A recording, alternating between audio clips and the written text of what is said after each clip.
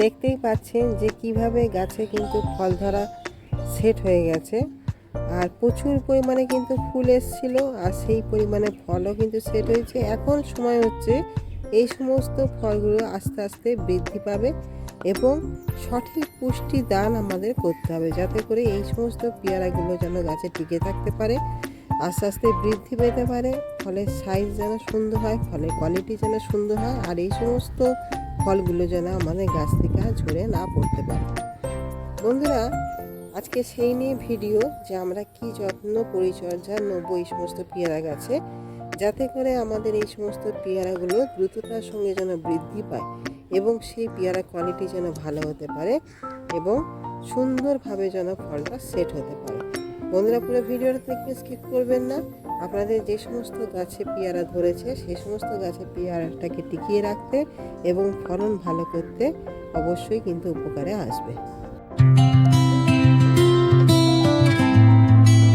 বন্ধুরা, খাবার দাবার পাশাপাশি কিছু টিপস আছে, যে টিপসগুলো অবশ্যই আমাদের কিন্তু ফলো করতে হয়। আমরা যদি সে সমস্ত টিপসগুলো ফলো না করি তাহলে কিন্তু খাবার দাওয়ার পরেও আমাদের গাছের ফলগুলো কিন্তু ঝরে পড়ে এবং সেই ফল কিন্তু আমরা গাছে আর টিকিয়ে রাখতে পারি না বা ফলগুলো সুন্দরভাবে কিন্তু বৃদ্ধি ঘটাতে পারি না। সেই জন্য খাবার দাওয়ার পাশাপাশি সমস্ত যে নিয়ম আছে আমাদের, যেগুলো আমাদের সাধারণভাবে প্রত্যেকটা গাছেই কিন্তু পালন করতে হয়, সেখানে প্রথম যেটা আমাদের করতে হয় সেটা হচ্ছে কি না, জলের ব্যবস্থাপনা। কেন, জলটা হচ্ছে খুবই ভাইটাল একটা জিনিস। আমরা যাই খাবার দিয়ে থাকি না কেন, জল যদি সঠিকভাবে না দিতে পারি তাহলে কিন্তু আমরা ফলনটাকে সুন্দরভাবে বৃদ্ধি করাতে পারবো না। আমাদের মাটি যদি শুকিয়ে যায়, মাটি যদি খটখটে হয়ে যায়, তাহলে আমরা যে খাবারটা গাছে প্রয়োগ করব সঠিকভাবে কিন্তু গাছ সেই খাবারটাকে গ্রহণ করতে পারবে না। কেন, খাবারের সঙ্গে সঙ্গে জলের কিন্তু প্রয়োজন, আমাদের রোদ্দুরেরও প্রয়োজন। সেই জন্য দ্বিতীয় পয়েন্ট হচ্ছে আমাদের হচ্ছে সানলাইট।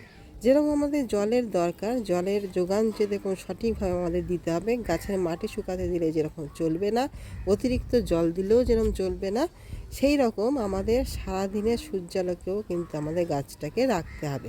কেন, সূর্যের পর্যাপ্ত আলো যদি গাছ না পায় সেখানেও কিন্তু বৃদ্ধি বিকাশ সম্ভব না। সেখানে যেরকম গাছের বৃদ্ধি সঠিকভাবে ঘটে না, সেইভাবে কিন্তু ফলের বৃদ্ধিও কিন্তু সঠিকভাবে ঘটে না।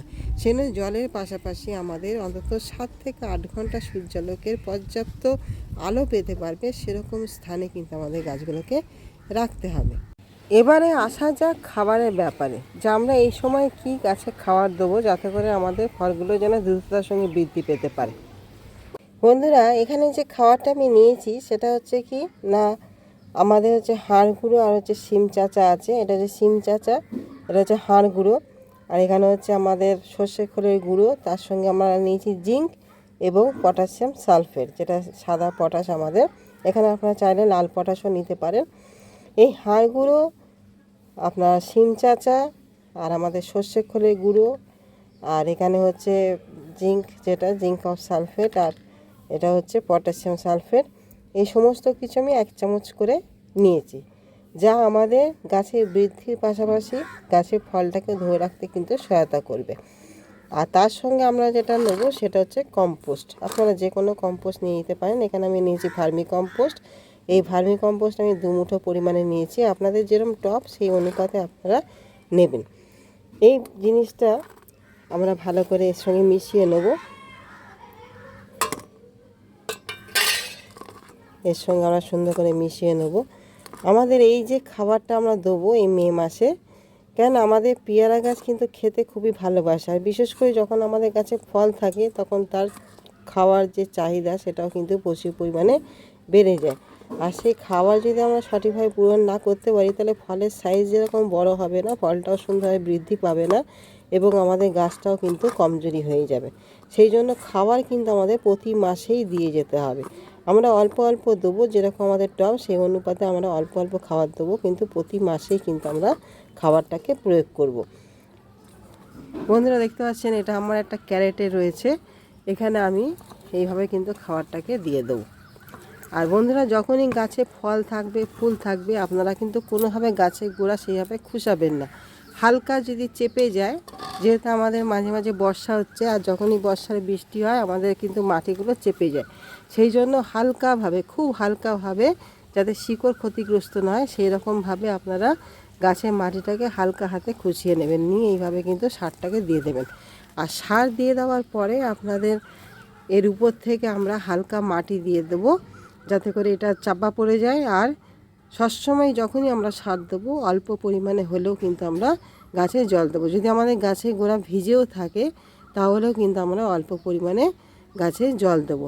তবে হ্যাঁ, সবসময় যখনই সার দেবেন যেন মাটিটা অল্প যেন শুকনো থাকে, একদম ভিজে অবস্থায় গাছে কিন্তু খাবার দিতে যাবেন না। গাছের মাটি যখন শুকিয়ে যাবে তখন কিন্তু আপনারা গাছে খাবার প্রয়োগ করবেন। বন্ধুরা, এই খাবারটা আমরা গাছে দিয়ে দিলে তাহলে আমাদের যে পেয়ারাগুলো হয়েছে সেই পেয়ারাগুলো কিন্তু সঠিকভাবে বৃদ্ধি বিকাশ ঘটবে।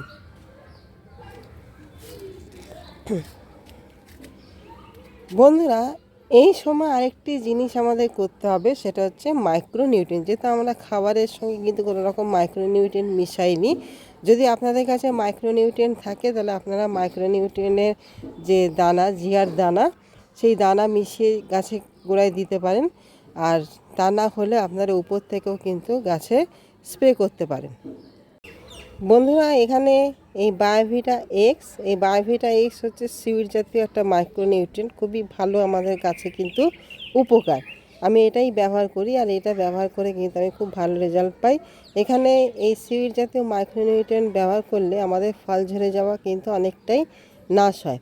সেই জন্য আপনারা সিউড জাতীয় মাইক্রোনিউট্রিয়েন্ট ব্যবহার করার চেষ্টা করবেন। আর একান্ত যদি না হয় তাহলে আপনারা অ্যাগ্রোমিন গোল্ড বা মোবোবিন বা আরও নানান রকম যে মাইক্রোনিউট্রিয়েন্টগুলো রয়েছে সেগুলো আপনারা কিন্তু ব্যবহার করতে পারেন। এটা আমাদের 15 দিন অন্তর করে একবার গাছে কিন্তু প্রয়োগ করতে হবে। তাতে করে আমাদের যেরকম গাছটা সবুজ সতেজ থাকবে এবং ফলের যেরকম সাইজ সুন্দর হবে, ফলের শেপ ভালো হবে, আর পাশাপাশি আমাদের ফলটাও কিন্তু দ্রুততার সঙ্গে বৃদ্ধি হবে এবং সমস্ত রকম যে মাইক্রোনিউট্রিয়েন্টের অভাব সেই অভাব কিন্তু দূর হবে। এখানে আপনারা অ্যাপসম সল্ট আলাদা করে ব্যবহার করতে পারেন, কারণ এই সময় আমাদের গাছে ক্লোরোসিসের একটা সংক্রমণ কিন্তু খুবই দেখা দেয়, যেটা দূর করার জন্য আমাদের অ্যাপসম সল্ট কিন্তু খুবই উপকারী। যেরকম অ্যাপসম সল্ট আমাদের গাছকে সবুজ রাখে, সতেজ রাখে এবং গাছের যে পাতা শিরা বেরিয়ে যাওয়া, পাতা ফ্যাকাশে হয়ে যাওয়া বা হলুদ হয়ে যাওয়া এগুলোকে রোধ করে। আর সূর্যালোকের পর্যাপ্ত যে আলো সেই আলোটাকে গ্রহণ করতেও কিন্তু আমাদের প্রচুর পরিমাণে সহায়তা করে অ্যাপসম সল্ট। সেই জন্য অ্যাপসম সল্ট আপনারা মাসে একবার করে গাছে প্রয়োগ করবেন। তাতে করে আমাদের গাছ যেরকম চির সবুজ হয়ে থাকবে এবং গাছের বৃদ্ধি এবং ফলের বৃদ্ধি কিন্তু খুব সুন্দরভাবে ঘটবে। সব শেষে যে পয়েন্টে আসি বন্ধুরা, সেটা হচ্ছে পোকামাকড়ের আক্রমণ আর হচ্ছে ফাঙ্গাসের আক্রমণ। আমাদের পেয়ারা গাছে সাধারণত পোকামাকড়ের আক্রমণ সেইভাবে ঘটে না। একটাই পোকামাকড়ের আক্রমণ আমরা সঠিকভাবে দেখতে পাই, সেটা হচ্ছে কি না, মিলিবাগ। এই মিলিবাগের সমস্যা আমরা কিন্তু গাছে লক্ষ্য করতে পারি। তার জন্য আপনারা একতারা ব্যবহার করতে পারেন, একতারা খুব ভালো কাজ দেয়। আর এছাড়া আপনারা নিম তেল বা আপনাদের হাতে যে কোনো কীটনাশক থাকুন না কেন আপনারা গাছে প্রয়োগ করবেন। আর ফাঙ্গাসের জন্য একটা ভালো ফাঙ্গিসাইড, এখানে অ্যান্ট্রাকল বা সাব পাউডার স্প্রিন, যে কোনো একটা ফাঙ্গিসাইড আপনারা গাছে কিন্তু প্রয়োগ করতে পারেন। তাতে আমাদের গাছগুলো ফাঙ্গাসের হাত থেকে মুক্তি পাবে। যেহেতু আমাদের ওয়েদারে তারতম্য ঘটছে, আর যখনই ওয়েদারে তারতম্য ঘটে আমাদের গাছে নানান রকমভাবে সমস্যার সম্মুখীন আমরা হতে দেখি। এখানে সবথেকে বেশি সমস্যা হয় যখন একটানা প্রচুর বৃষ্টির পরে যখন রোদ্দুর ওঠে, তখন আমরা প্রায় লক্ষ্য করতে পারি যে আমাদের গাছগুলো কিন্তু ঝিমিয়ে পড়ে। সেই জন্য আমরা কিন্তু অবশ্যই একটা ভালো মানের ফাঙ্গিসাইড গাছে কিন্তু প্রয়োগ করব। তাতে করে আমাদের গাছটা কিন্তু সুস্থ থাকবে, ফাঙ্গাস মুক্ত থাকবে এবং তার পাশাপাশি আমরা একটা কীটনাশক প্রয়োগ করব, যাতে করে আমাদের গাছে কোনো রকম পোকামাকড়ের সমস্যা যাতে না হতে পারে। বন্ধুরা, এই ছিল আজকে ভিডিওটি ভালো লাগলে অবশ্যই একটা লাইক, কমেন্ট, শেয়ার করবেন। আর আমার নতুন বন্ধু হয়ে থাকলে অবশ্যই একটা সাবস্ক্রাইব করে আমার চ্যানেলের পাশে থাকবেন। তাহলে বন্ধুরা, আজকের মতন আসি। এতক্ষণ ধরে ভিডিওটি দেখার জন্য আপনাদের সকলকে জানাই অসংখ্য ধন্যবাদ। নমস্কার।